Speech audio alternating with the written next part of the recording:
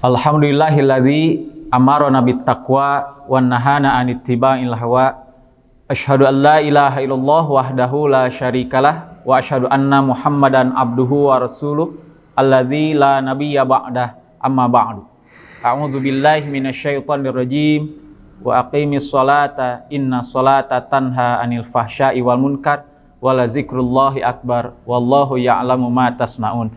Wa qala Rasulullah sallallahu alaihi wasallam, "Shallu kama ra'aitumuni usolli." Alhamdulillah wa iman rahimakumullah, dengan izin dan ridha dari Allah Subhanahu wa taala kita semua bisa bertemu kembali bermuajahah dalam haflah mubarakah di kajian kita bersama untuk menguatkan ilmu kita dalam rangka beribadah kepada Allah Subhanahu wa taala. Mudah-mudahan senantiasa dengan menguatkan ilmu maka ibadah kita akan senantiasa untuk istiqomah atau dawam dilaksanakannya dengan kualitas yang terbaik. Insya Allah kita akan lanjutkan kajian kita pada kesempatan kali ini masih membahas tentang sholat ya, bab sholat. Yang sebelumnya telah kita bahas bersama berkenaan dengan apa arti sholat, kemudian kedudukan sholat dalam Islam, kemudian syarat-syarat ketika kita akan melaksanakan ibadah sholat itu sudah disampaikannya. Mudah-mudahan bisa diingat kembali oleh kita semuanya sehingga kita bisa melanjutkan kajian pada kesempatan kali ini. Insya Allah pada kesempatan kali ini kita akan melanjutkan bahasan berkenaan dengan sifatus sholatin Nabi Sallallahu Alaihi Wasallam. Sifat sholat Nabi Sallallahu Alaihi Wasallam. Nah, untuk yang pertama perlu ada penjelasan sedikit ya. Biasanya kalau kita mendengar kata sifat itu biasanya identik dengan perilaku ya. Dia sifatnya baik atau jelek gitu ya. Dia akhlaknya baik atau jelek. Tapi yang disebut dengan sifat di sini adalah kaifiat, yaitu tata cara. Jadi kalau disebut sifat sholat berarti kaifiat sholat. Nah, bagaimana kaifiat atau tata cara sholat yang dicontohkan oleh Rasulullah Sallallahu Alaihi Wasallam, kita semua akan membahas itu bersama-sama. Tapi sebelumnya untuk menguatkan kembali keyakinan kita bahwa sholat adalah perintah dari Allah Subhanahu Wa Taala yang begitu penting sehingga sampai menjelang akhir hayatnya Rasulullah Sallallahu Alaihi Wasallam mengkhawatirkan sesuatu pada umatnya. Apa yang dikhawatirkan? Yaitu sholatnya. Kemudian juga sholat merupakan amal ibadah yang pertama kali dihisab di yaumil akhir. Sehingga penting bagi kita untuk bisa menjaga kesempurnaan sholat itu. Kemudian Rasulullah Shallallahu Alaihi Wasallam memerintahkan kepada kita, kenapa harus mempelajari sifat sholat atau kaifiat sholat Nabi? Karena Rasul memerintahkan, "Shollu, sholatlah kalian, kama ra'aitumuni usolli, sebagaimana kalian melihatku sholat."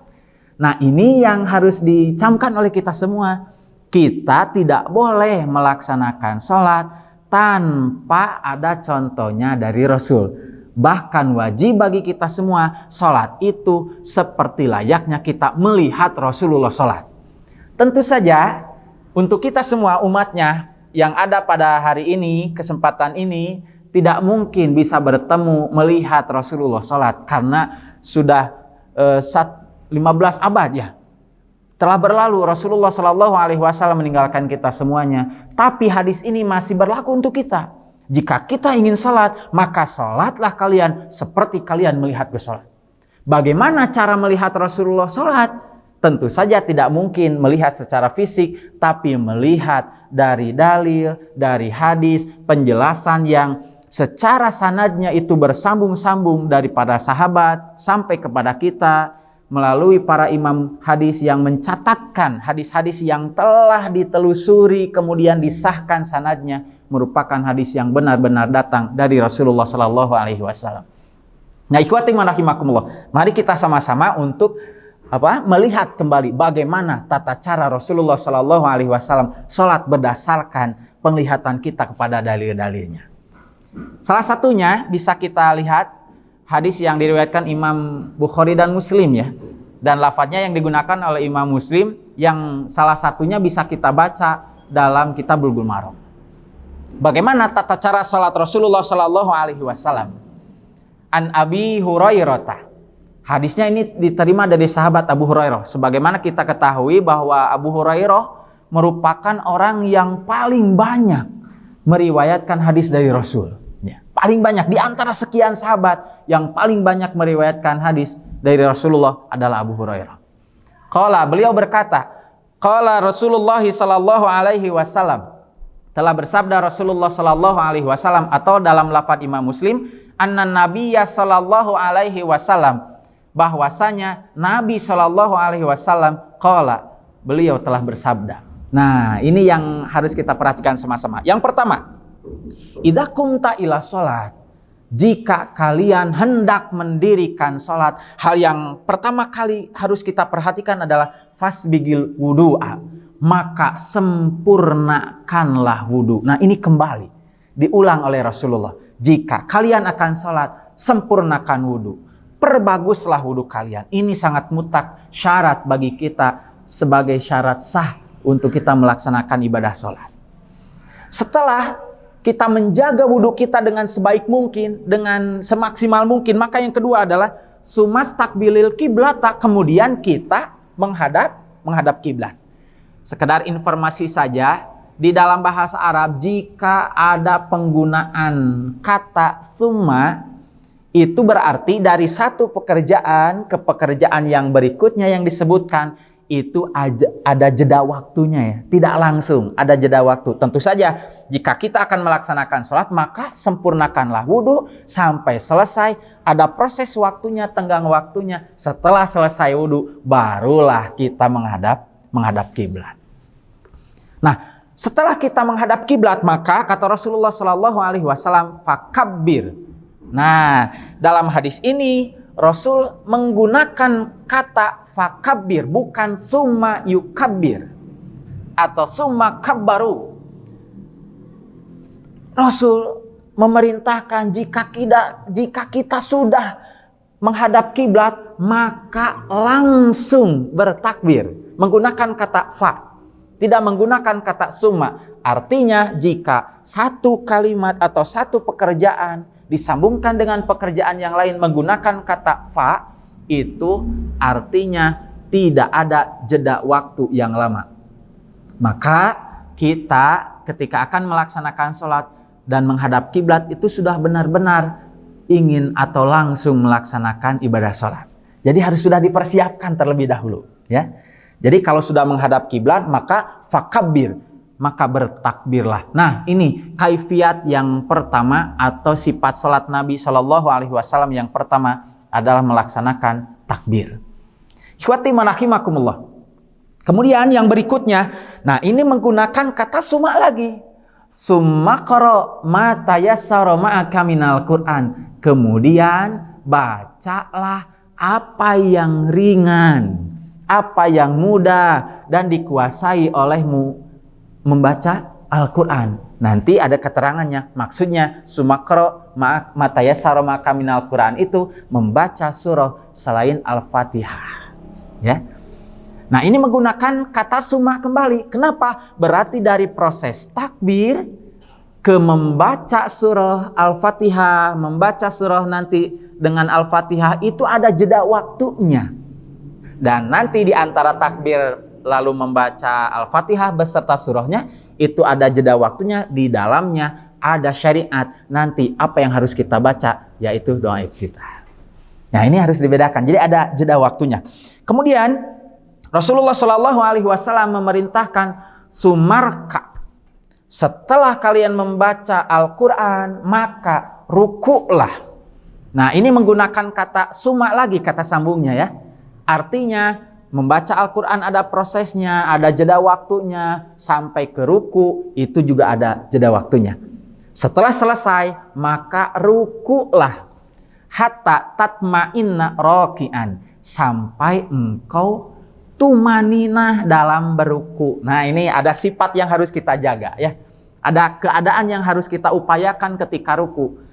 Ketika berdiri tadi tidak disebutkan tatma'inna, tapi ketika ruku Rasulullah menyampaikan kepada kita hatta tatma'inna raki'an. Harus tumaninah ketika beruku. Ikhwati wa rahimakumullah. Nah, tentu saja menjadi pertanyaan bagi kita semua, apa yang disebut dengan tumaninah ya? Ini kalau dibahas tentang tumaninah, ini harus benar-benar ya menjadi bahan kajian kita bersama. Tentu yang menjadi rujukan salah satunya adalah berkenaan dengan kasus Nabi Ibrahim alaihissalam.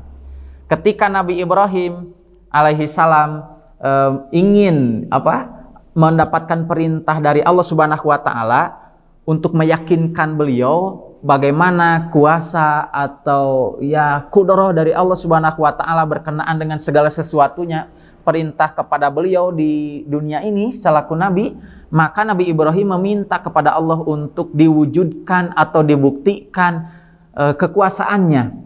Maka prosesnya Allah memerintahkan kepada Nabi Ibrahim untuk mengambil 3 burung, lalu burung itu semuanya dipotong-potong ya, sampai dipotong-potong kecil dan dicampurkan si potongan dagingnya, ditempatkan di 3 titik, di 3 tempat. Lalu Nabi Ibrahim memanggil ketiga burung itu dan burung itu kembali atau terbang menuju Nabi Ibrahim dalam keadaan semula, tidak ada tertukar sedikit pun dari bagian tubuhnya.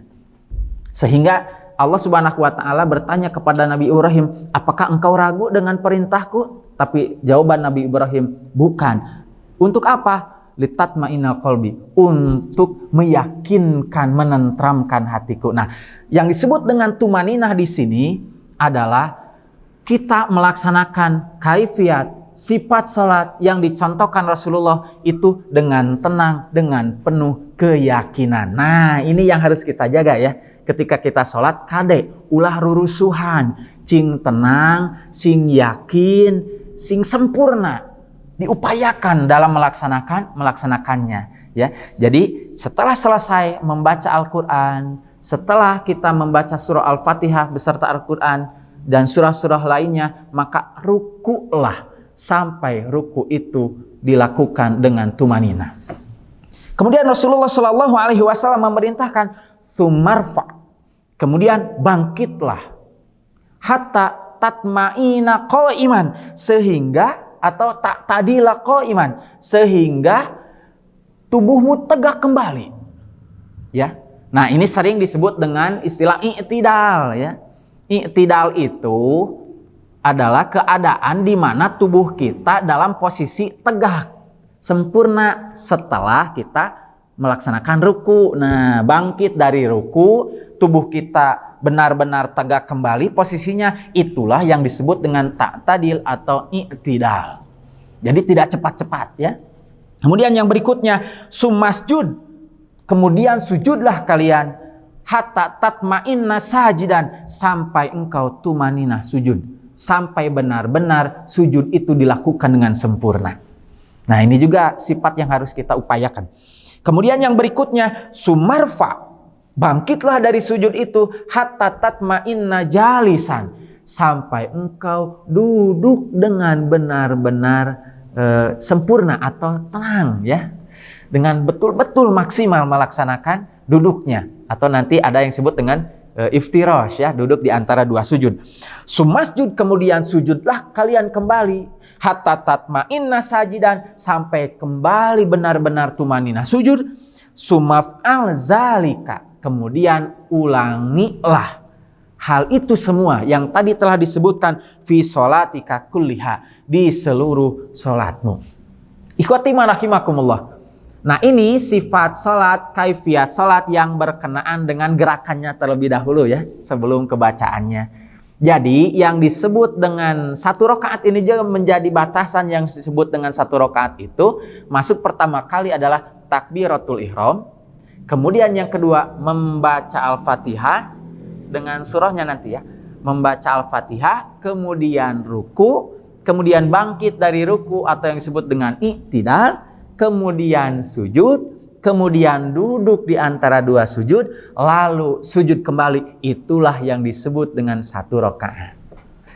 Nah, ikhwati wa rahimakumullah, ini gerakan-gerakannya, sehingga Rasulullah memerintahkan, maka lakukanlah semua itu dalam setiap sholatmu. Ini yang menjadi batasan kita disebut 1 rakaat atau tidaknya. Nah, coba kita akan perhatikan satu-satu ya berkenaan dengan gerakan tadi. Pertama, Ketika kita menghadap kiblat, maka tentu saja ada perintah dari Rasulullah Shallallahu Alaihi Wasallam, yaitu melihat ke tempat sujud, tidak sembarangan. Jadi kada lamun badai salatnya tos mayun ka kiblat ya. Kalau di kita tentu saja kiblat itu menghadap ke arah barat, karena kita wilayahnya ada di sebelah timur ya, sebelah timur dari kota Mekah atau dari Ka'bah yang menjadi kiblat untuk kita melaksanakan sholat. Nah, kemana arah pandangan kita ketika melihat ke kiblat itu? Tidak lurus ke depan, tidak ke atas apalagi.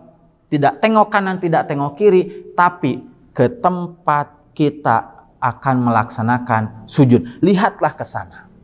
Itu ketika posisi kita menghadap ke kiblat. Nah, biasanya sok culang cileung mah budak leutik.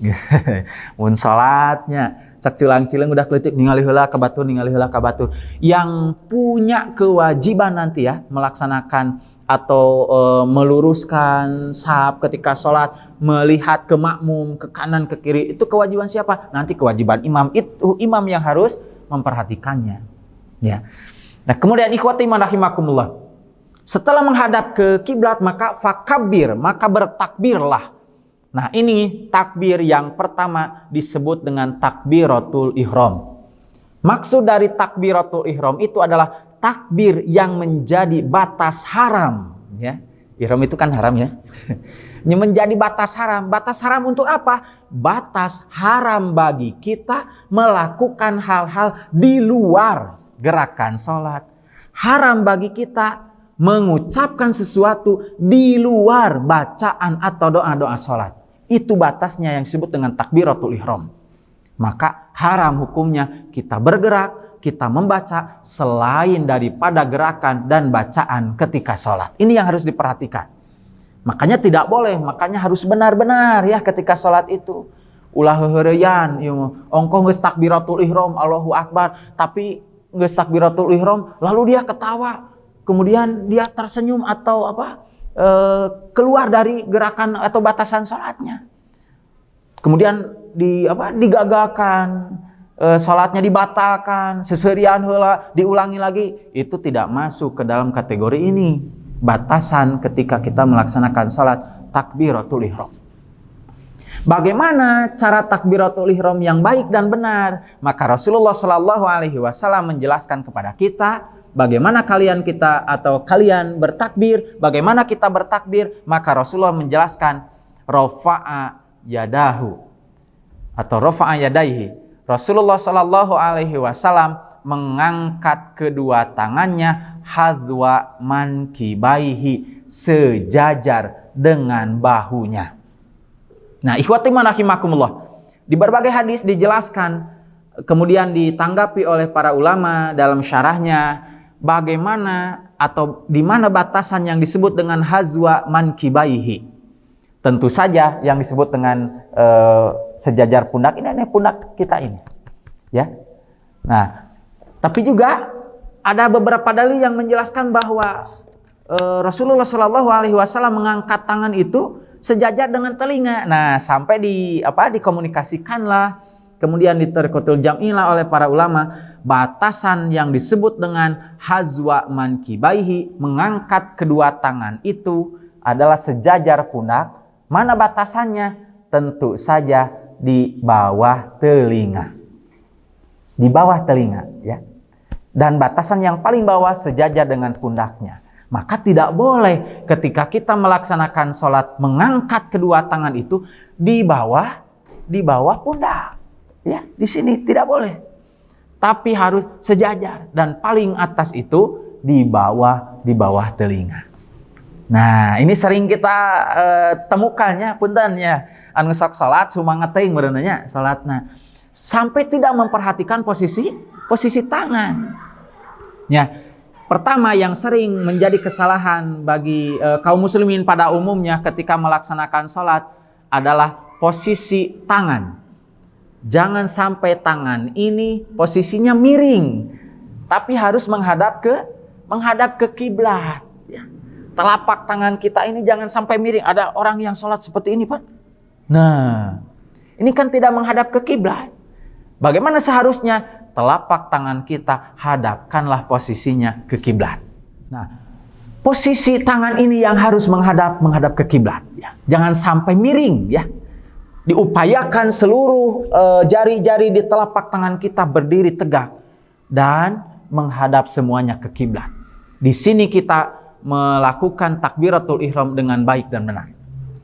Bagaimana posisi tangannya? Maka Rasulullah Shallallahu Alaihi Wasallam tidak menggenggamkannya, juga tidak membuka secara lebar, ya tangannya, tapi cukup diangkat, diluruskan, dihadapkan ke kiblat. Batasannya jelas antara pundak dengan ujung telinga, lalu direnggang sedikit.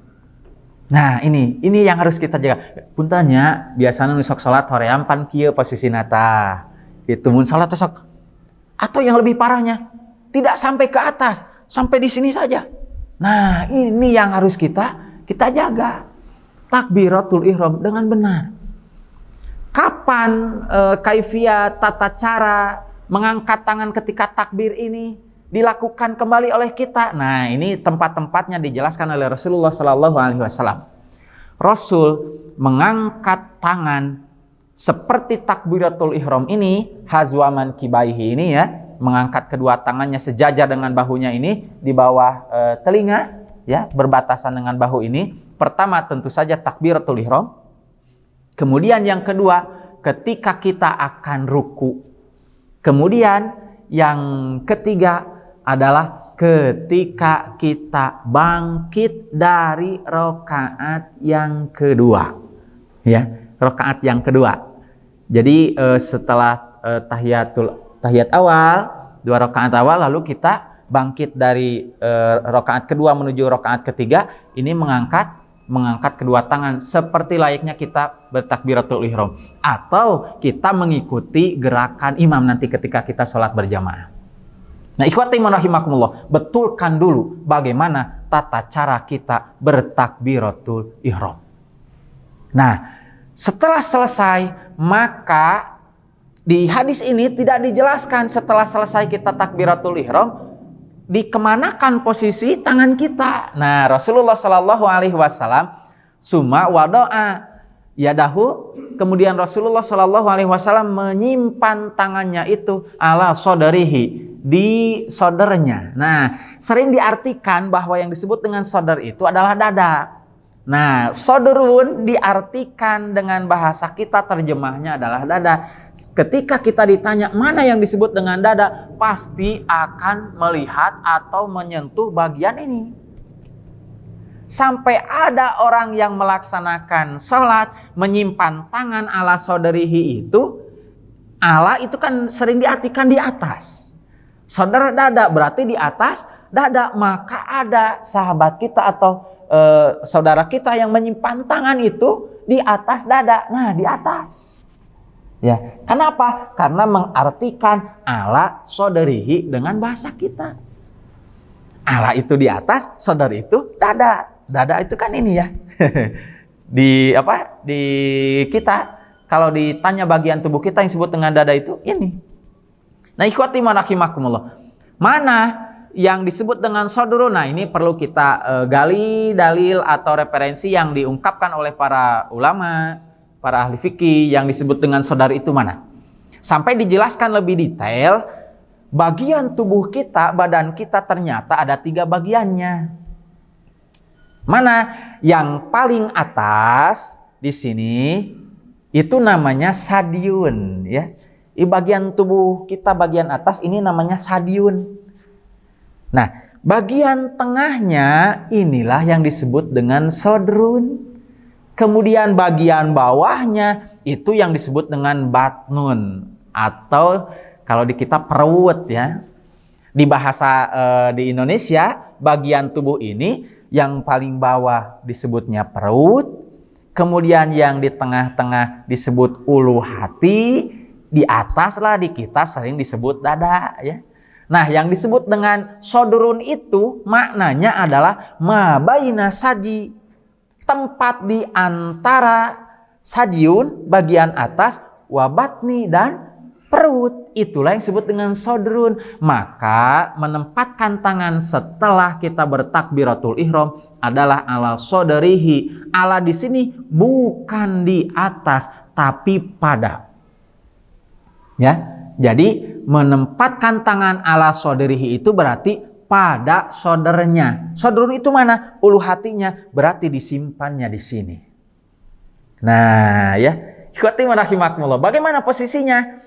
Rasulullah Shallallahu Alaihi Wasallam menyimpan tangan kanannya di atas tangan kirinya ala ruski, yaitu di perbatasan ya antara tangan dengan telapak tangan ini, atau yang disebut dengan pergelangan, disimpan di pergelangannya ala soderihi, pada sodernya, di tengah-tengah ini ya. Seperti, mohon maaf, seperti halnya misalkan ada jenazah ya, jenazah orang yang meninggal, pasti posisi tangannya itu disimpannya di mana? Ala soderihi ya, di sini disimpannya, di tengah-tengah, tidak di atas, tidak di bawah. Nah, ini juga harus diperhatikan oleh kita semua. Kemudian sumakra matayassara maka minal Quran. Setelah menyimpan tangan di sini, maka bacalah apa yang sanggup, apa yang mudah berserta bacaanmu, yaitu Al-Quran. Di sini yang dimaksud dengan membaca Al-Quran ini adalah Al-Fatihah. Al-Fatihah menjadi bacaan yang wajib atau termasuk rukun ketika kita melaksanakan sholat. Setelah selesai, nah ini ya, melaksanakan membaca Al-Fatihah itu sendiri harus diperhatikan dengan baik. Kenapa? Karena Rasulullah Shallallahu Alaihi Wasallam membaca Al-Quran itu tidak tawasul, tidak disambungkan, tapi Rasulullah membaca Al-Fatihah itu ayatan, satu ayat, tidak disambung, tapi satu ayat dengan bacaan yang baik dan benar, atau sering disebut dengan tartil. Nah, di urang masuk rurusuhan, sok maca bismillah wae sok gancang, kecuali posisinya ketika menjadi imam, biasanya suka lebih tertib, lebih benar bacaannya. Kalau sedang jadi imam, bacaan Al-Fatihah diupayakan pasti benar, terutama bagian akhirnya. Ya, misalkan Bismillahirrahmanirrahim. Kalau diukur dengan ilmu tajwid, kan itu ada mad arid li sukunnya, ada hukum bacaan yang harus dibaca panjang 3 alif atau 6 harokat, 6 ketukan. Tapi kalau baca sendiri biasanya terlalu cepat, gancang pisan. Lamun kesorangan, komodoi bacaan teu dijaharkeun. Bismillahirrahmanirrahim, alhamdulillahirabbil alamin, arrahmanirrahim, maliki yaumiddin. Nah, sering ada wasolnya, ya, diwasolkan. Ikhwati rahimakumullah, Rasulullah membaca Al-Qur'an atau Al-Fatihah ketika sholat ayatan, satu ayat. Maka kalau kita ukur ya, ketika kita membaca Al-Fatihah dengan benar tajwidnya, itu butuh kurang lebih 1 menit.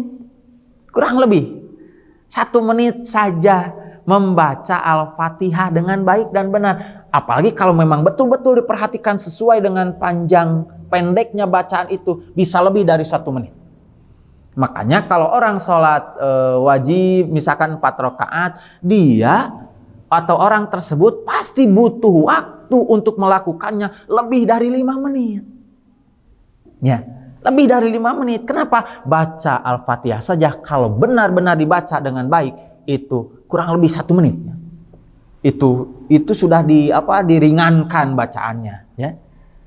Nah, setelah selesai kita membaca Al-Fatihah, maka perintah dari Rasulullah, summaraka, maka rukulah, hatta tatma'inna raki'an, sampai engkau benar-benar tumanina ketika rukunya. Bagaimana tata cara ruku yang baik dan benar? Nah, ini ruku yang baik dan benar sehingga kita bisa melakukannya dengan tumanina. Pertama, Rasulullah Shallallahu Alaihi Wasallam menyimpan kedua telapak tangannya pada lututnya dengan cara dicengkramkan. Nah, di lututnya dicengkramkan. Kemudian Rasulullah meratakan menekan punggungnya. Ya. Jadi tangan disimpan di lutut, menekan ke lutut, lalu punggungnya diratakan. Dan pandangannya tidak terlalu menengadah dan tidak terlalu menunduk. Artinya lurus ya. Artinya lurus posisinya. Tentu saja kalau dilihat dari postur orang itu pasti beda-beda ya. Ada orang yang terbiasa duduk misalkan seperti ini sehingga si badannya tidak tegak ya. Ada bagian punggungnya yang menonjol gitu. Bagian punggungnya ada yang menonjol, ada yang memang lurus melaksanakannya atau melakukan gerakan rukunya. Tapi rambu-rambunya pertama ketika kita melakukan ruku, simpan kedua telapak tangan kita pada lutut. Dan ini posisi tangan kita itu lurus ya. Lurus, menekan ke lutut. Sehingga posisi kaki itu menjadi benar-benar lurus tertekan ke belakang. Nah, setelah kakinya lurus tertekan ke belakang oleh tangan kita, badannya pun lurus berikut dengan posisi kepalanya. Nah, jika benar kita melaksanakan ruku atau yang masuk ke dalam kategori tumanina, maka insya Allah kita akan bisa bertahan lama ketika melaksanakan rukunya kalau benar. Karena banyak orang yang melakukan ruku itu, si tangannya itu bukan menekan ke lututnya, ke kakinya. Tapi kakinya bengkok dan yang menjadi tumpuan badannya itu adalah pinggangnya. Sehingga banyak orang yang tidak kuat lama melaksanakan rukunya. Nah, itu harus diperhatikan dengan baik dan benar. Nanti mungkin dalam sesi prakteknya kita akan coba untuk mempraktekkan hal ini ya. Bagaimana posisinya yang baik. Pokoknya batasannya adalah tangannya ditempatkan di lututnya, ditekan ke belakang. Kemudian posisi tubuhnya rata dan kepalanya tidak menengadah, tidak terlalu menunduk, tapi lurus ketika melaksanakan rukunya. Kemudian sumarfa, bangkitlah hatta tak tadilah qaiman, sehingga tubuhmu kembali lagi tegak berdiri ya. Nah, ini harus benar-benar ikhwati rahimakumullah punten ya. Mun urang biasana tos ruku, tidak sok gagancangan hayang buru-buru sujud. Tapi Rasulullah Shallallahu Alaihi Wasallam nanti dibacaannya, Rasul itu bukan hanya membaca Sami Allahu liman hamidah, Rabbana lakal hamdu, tapi ada lanjutannya bacaannya. Kenapa?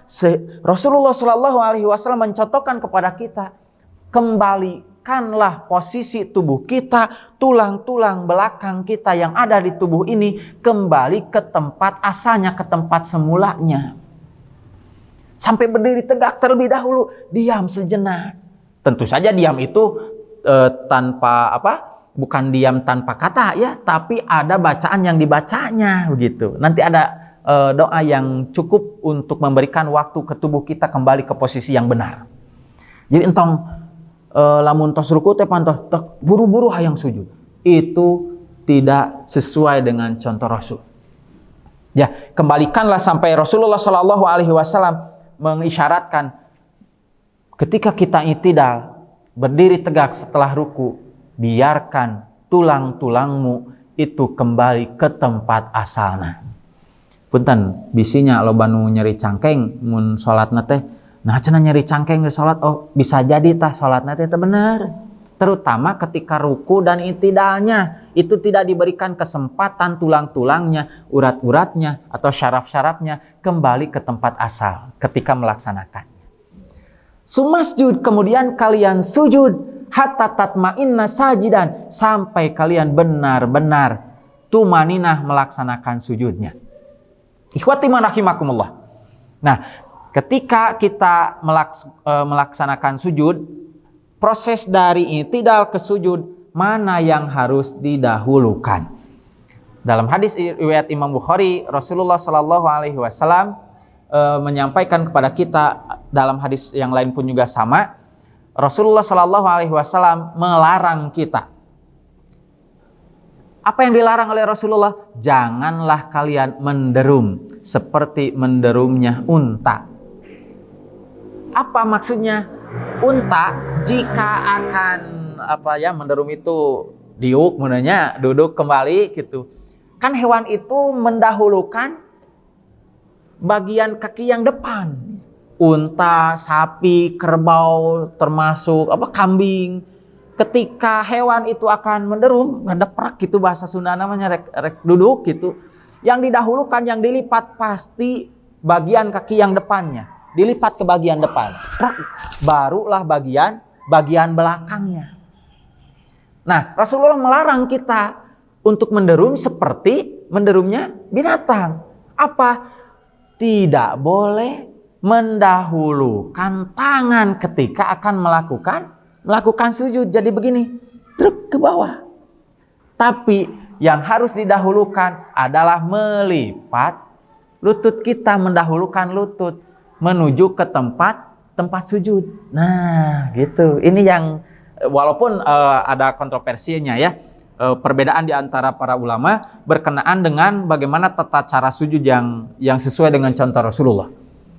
Tapi setelah dilihat, maka dan redaksi dari hadis Rasulullah tadi yang melarang kita untuk menderum seperti menderumnya unta atau binatang, itu dihindari oleh kita ketika melaksanakan sholat. Ketika akan melaksanakan sujud, maka turun terlebih dahulu bagian lutut kita.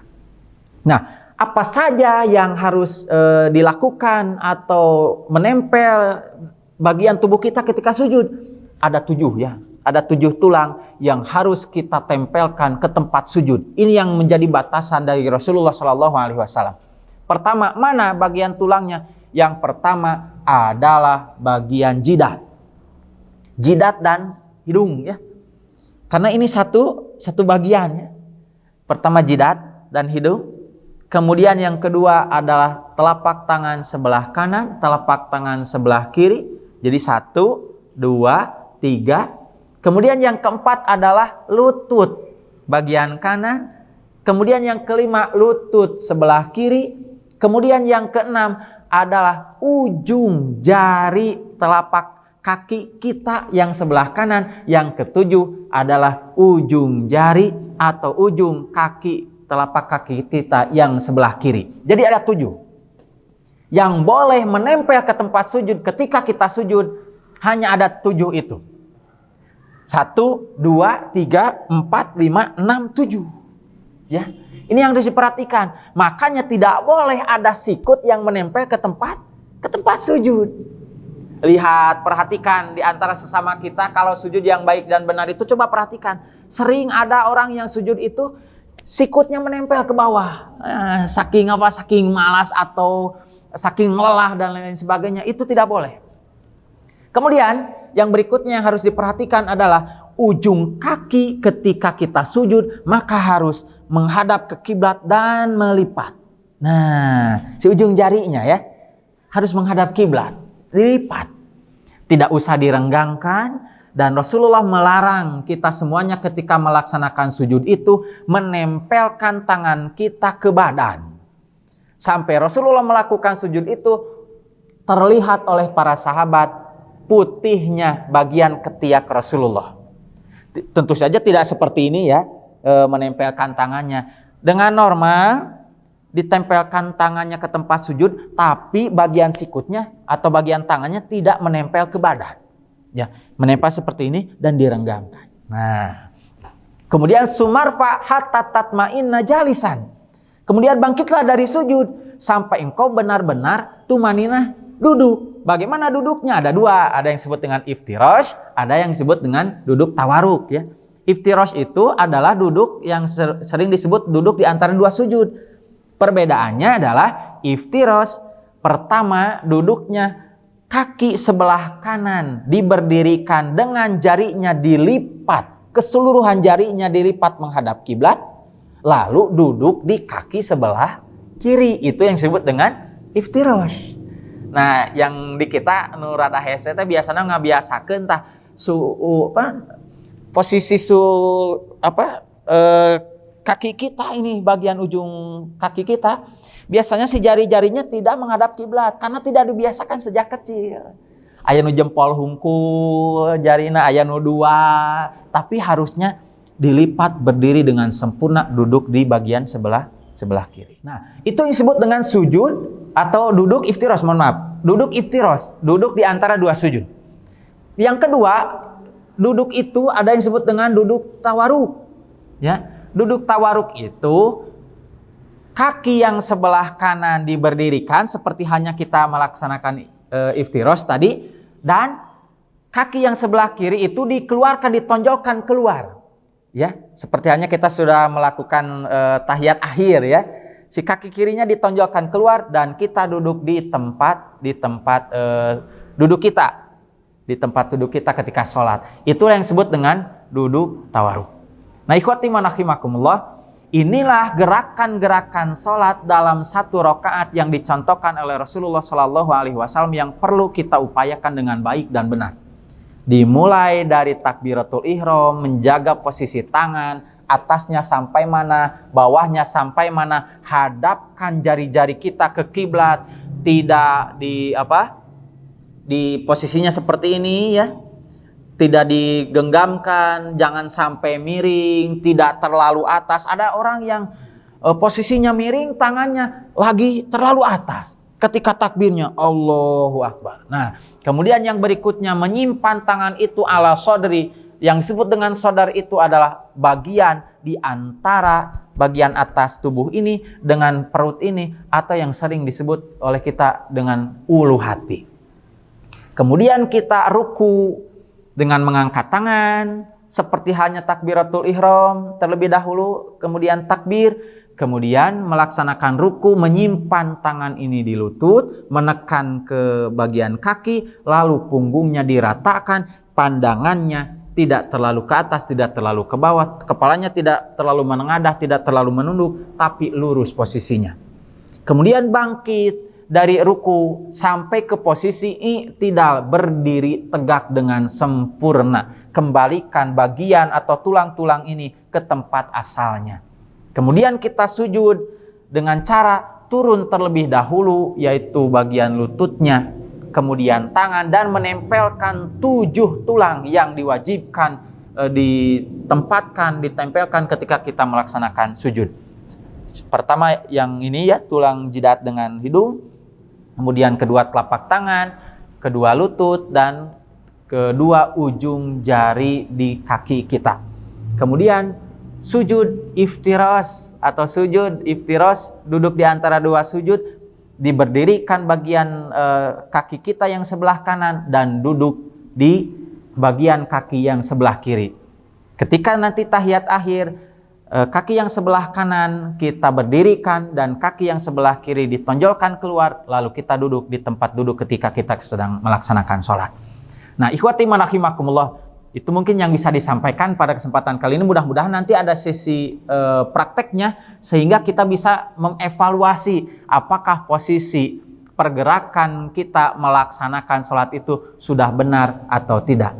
Tapi yang paling penting, kunci tadi yang harus kita pegang dengan baik ketika melaksanakan sholat adalah tumaninah dalam melaksanakan gerakannya. Maksimal gerakan yang kita lakukan. Demikian, mohon maaf atas segala kekurangannya. Mudah-mudahan Allah memberikan kesehatan, keberkahan kepada kita semua sehingga kita bisa bertemu kembali dalam kajian kita yang berikutnya. Aqulu qauli hadza wastaghfirullaha li wa lakum. Wassalamualaikum warahmatullahi wabarakatuh.